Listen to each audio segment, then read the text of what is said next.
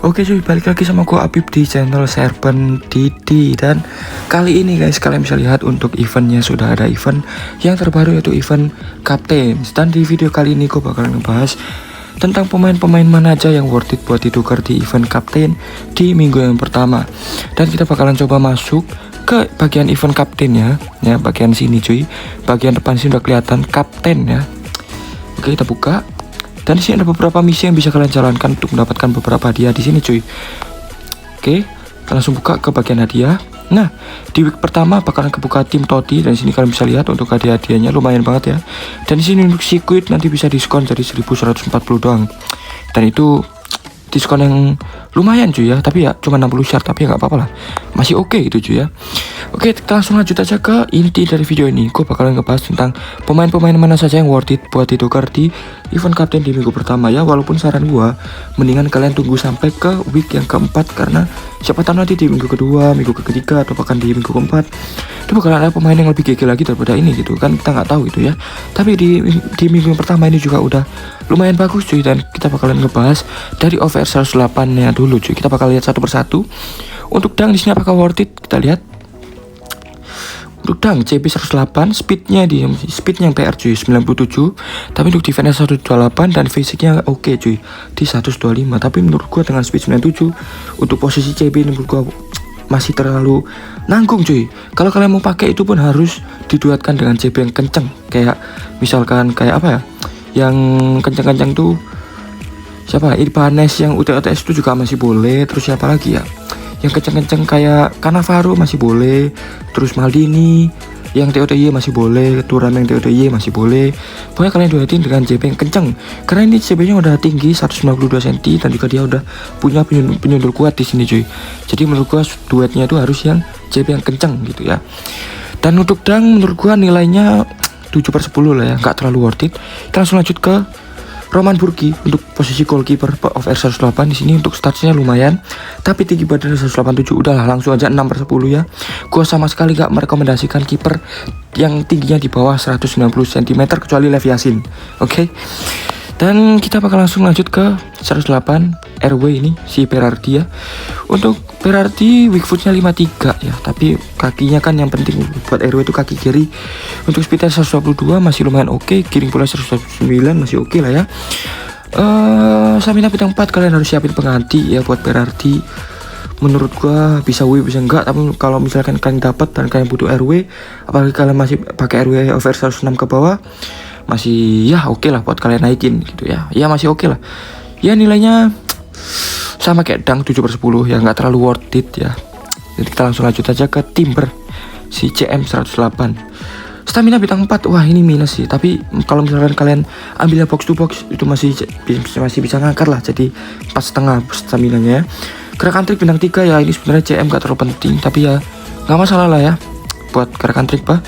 Untuk speed 111, untuk statsnya ini lumayan oke lah ya. Jadi menurut gua kalau kalian ambil Timber, kalian ambil di box to box aja. Buat nilainya menurut gua ini masih oke, jadi 8/10 buat Timber ya. Untuk tingginya juga oke lah, 179 di posisi CM tuh oke lah ya. Kita langsung lanjut ke Oyarzabal 109 posisi ST sini ya. Weak footnya 53, ini udah jadi minus banget buat ST ya, apalagi stamina 4 ini minus buat ST. Tapi gerakan trik bintang 4, jadi kalian bisa lenceng pakai Oyarzabal. Untuk speed 123 menembak gede di sini 107. Untuk statsnya masih oke, dan trade-nya dia punya Trivela, tapi menurut gua dengan weak foot 53 dan stamina bintang 4 gak terlalu oke, dan bahkan menurut gua mending kalian cari yang lain aja ST. Untuk Oyarzabal nilainya 7/10 cuy ya. Oke, kita langsung lanjut ke Gunter di sini. Posisi LB 109. Kita lihat weak footnya 53, oke, stamina 4,5. Ini oke banget buat main full time, masih kuat ya. Speednya lumayan, tapi ya buat LB 109 ya biasa aja sih, nggak terlalu kencang juga. Ya, dan untuk pertahanan 103, fisiknya ini kece banget cuy, 134, dan dia juga punya trait pengumpan silang dini. Tapi menurut gua dengan LB 109 sprint tuh masih terlalu nanggung ya, tapi fisiknya buat kalian mau main nabrak-nabrak masih oke. Tapi ya nilai buat LB ini 8/10 ya. Oke, kita langsung lanjut ke Locatelli dulu yang over 109 CDM ya. Stamina bintang 5, ini plus banget buat Locatelli. Kalian bisa main full time pakai Locatelli.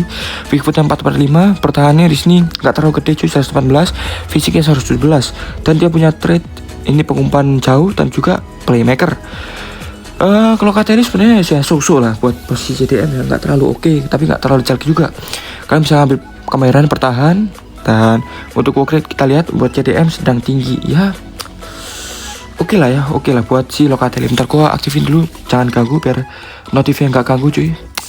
Jadi Locatelli ya worth it ya, tapi kalau kalian pengen sabar nunggu gitu, kalian nunggu aja sampai week keempat gitu, karena Locatelli sebenarnya nggak terlalu W, tapi nggak terlalu jelek juga. Untuk nilai 8/10 lah buat Locatelli. Kita langsung lanjut ke over 110 RB, yaitu Reece James. Di sini pemain Chelsea, speednya kencang banget. Di sini 117, kaki bola 4/5, giring bolanya 113, pertahanan 19, dan fisik 113. Stamina bintang 4. Kalau buat posisi RB nggak terlalu masalah ya cuy ya. Dan di sini kemahirannya di buff, jadi ungu-ungu semua +7, dan juga di sininya +15. Buat Reece James ya, dengan work rate-nya tinggi sedang, ini work rate kebalik. Tapi buat kalian yang mainnya tuh ofensif banget ya, maju-maju banget, Reece James ini masih oke lah ya buat ditukar. Apalagi kalau kalian masih belum cukup token liga buat nuker Zambrotta ya. Tapi kalau misalkan kalian nanya ke gua Zambrotta dengan Reece James, gua masih milih Zambrotta gitu ya. Tapi ya buat Reece James masih oke lah ya buat di over 10. Untuk kartunya W apa enggak? Jawabannya adalah W. Jadi kalian kalau mau nuker itu W, jadi ratingnya adalah 9/10 buat si Reece James ini cuy. Kita langsung lanjut ke Frenkie De Jong di over 110, posisi CM. Stamina 4,5, kalian bisa main full time pakai De Jong, aman banget. Gerangan trik bintang 4, kalian bisa main lenceng, tapi minusnya ada di bagian kaki kiri, jadi kalian mending taruh De Jong di sebelah kiri aja. Untuk si speednya di sini 116, menembak 192, dan di sini yang poin plusnya itu adalah di bagian mengumpan 130, dan kirim bolanya juga gede 125, pertahanan 108, dan fisik 96. Untuk Frenkie De Jong ini work rate tinggi sedang, jadi dia bakalan dominan buat nyerang. Dan untuk kemahiran yang disarankan menurut gua tiga-tiganya masih oke, semuanya so-so tergantung dengan kondisi squad kalian. Kalau misalkan kalian tuh udah ada satu playmaker, CM playmaker, kalian ambil fisik juga masih oke gitu. Karena di sini kemahirannya di buff cuy, jadi ungu, jadi masih oke cuy buat kalian ambil kemahiran yang apapun itu. Kalian mau ngambil kesadaran tapi kesadaran kayaknya kurang lah, mendingan kalian ambil kalau nggak mengumpan ya fisik gitu ya. Buat De Jong nilainya 9,5/10.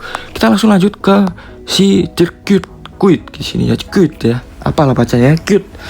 Kaki pilihan 4/5, sebenarnya ini kebalik posisi RW ya, jadi mending 5/4, kalau bisa ya 5/5. Stamina bintang 5, kalian bisa main full time, tapi di sini gerakan trik bintang 3, jadi kalian nggak bisa main lenceng, nggak bisa main elastiko juga. Jadi buat gerakan trik jadi minus buat Kuyt, tapi speednya di sini kencang 130, kirim bola 129, dan fisik 97.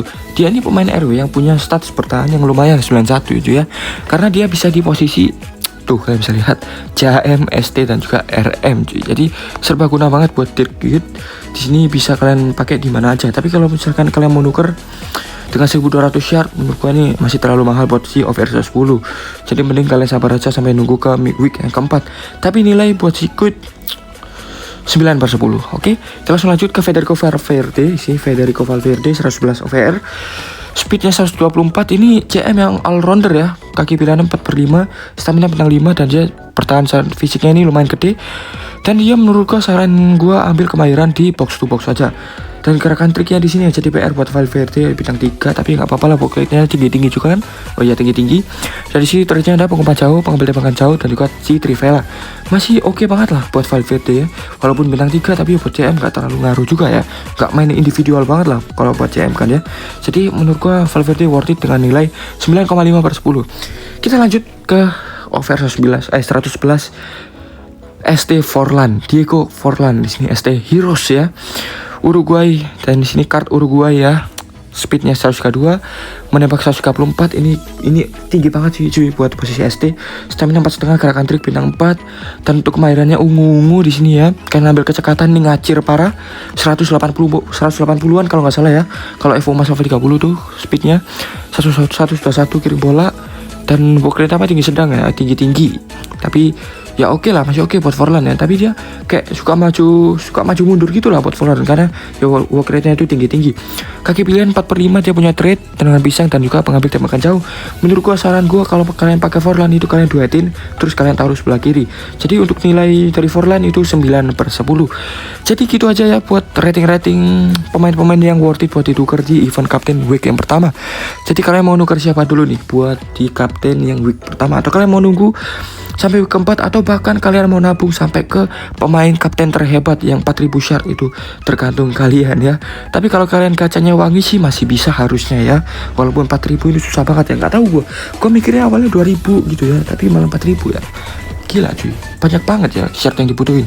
Tapi ya gitulah, tapi emang pemainnya keke cuy ya, ada Johan Cruyff, Ronaldo, Messi ya, worth it lah gitu. Tapi ya 4000 shard kemahalan ya menurut gua pribadi tuh. Mending kalian pakai tukar shard yang tadi aja, yang pemain-pemain yang di pertukaran itu di week 1 sampai week 4 gitu ya.